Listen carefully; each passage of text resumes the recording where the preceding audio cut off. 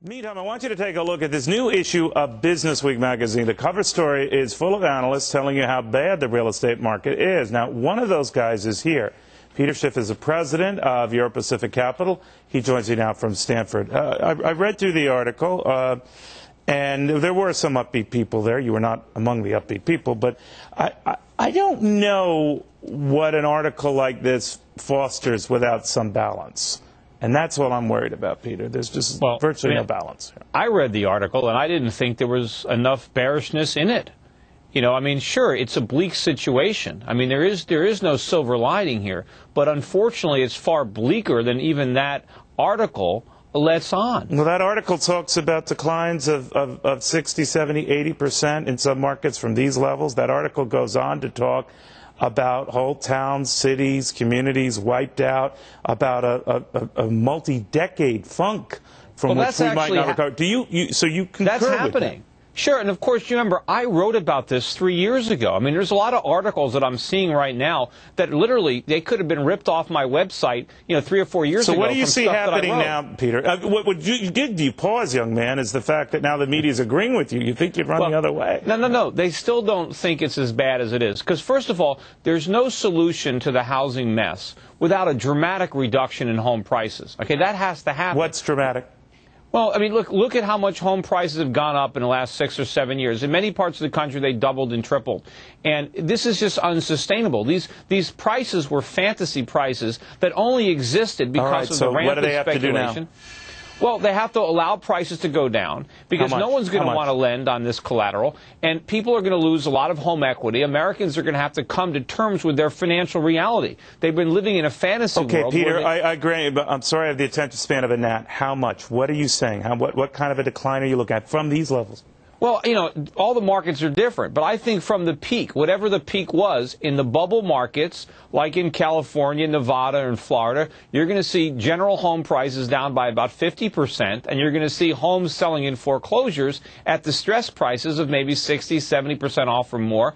Certainly the rest of the country, places like Des Moines, Iowa, I mean, I don't really know all the markets in the middle of the country, but they're not going to see declines anywhere near as dramatic because they didn't see run-ups like that. Do you own or rent right now, Peter? I rent. I rent my house in Connecticut. I'm renting one in Florida. In fact, I'm moving into another rental house because if you look at the rental markets, if you look at what I'm paying in rent, I barely cover my landlord's property taxes with my rent, let alone, what his mortgage is or what his maintenance is. I mean, renting is still a much better deal because remember, people who were buying homes were speculating. They were willing to pay 40, 50% of their monthly income on the fantasy that houses were golden gooses that would keep laying these eggs, and people didn't look at them as money pits. People thought they were going to add to their income, not subtract from it. So we have a whole economy, remember, that was based on all this excess consumption that was financed by home equity, either through the wealth effect or through home equity extractions. That economy is going to come to an end.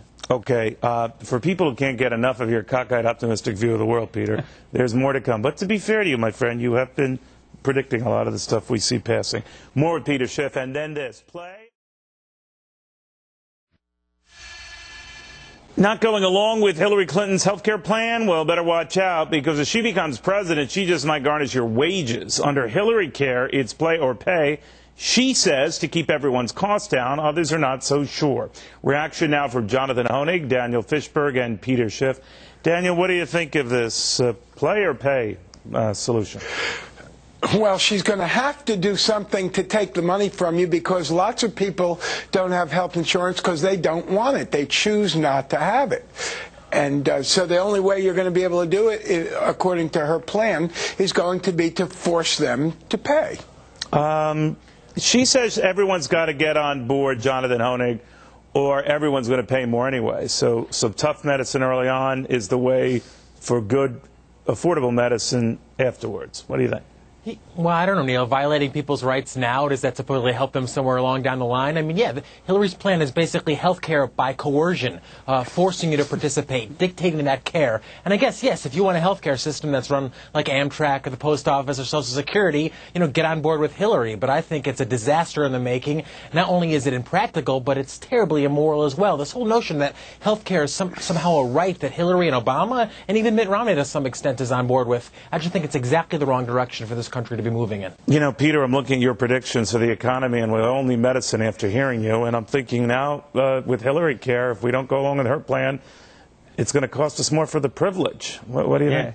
Well, you know, of course, as usual, Jonathan is 100% right. You know, the problem with health care is we have too much government involvement. The last thing we need is more government. You know, if we really want to bring health care costs down, we need to get the government out of it so the free market can drive the costs down. Governments don't drive costs down. Look at what they've done to education. I mean, anywhere the government gets involved, you get higher prices. And if we could let the market bring health care costs down, we wouldn't need all this insurance. The problem is many Americans are overinsured. The only insurance people really need should be for catastrophic problems. Everyday health care costs should be paid for out of pocket, and we could afford it if the government wasn't in there driving costs up. You know, that's a very good point. But let me, guys, this is the reality here. And the one thing that Hillary Clinton has been very consistent on and very definitive on is this idea of insuring everyone. Dan Frischberg, will that work? That the only way this can work, universal health care, is it to be universal, everybody? Well, you know, you can lower the price of movies if you split everybody up and make them go to the movies they don't want instead of crowding everybody into the good ones. And you could lower the price of food if you make people go to the pizza place across the street instead of the nice steakhouse. The whole thing about this country is we choose what we want to do. And socialized medicine places really don't have to have gates to keep people out. They have to keep people in. And Neil, go ahead, John. And Neil, I was just going to say, I mean, look at the end result. I mean, those places in the world where socialized medicine does exist, 9 times out of 10, those who have that coverage end up coming to the States anyway, especially for critical medical care.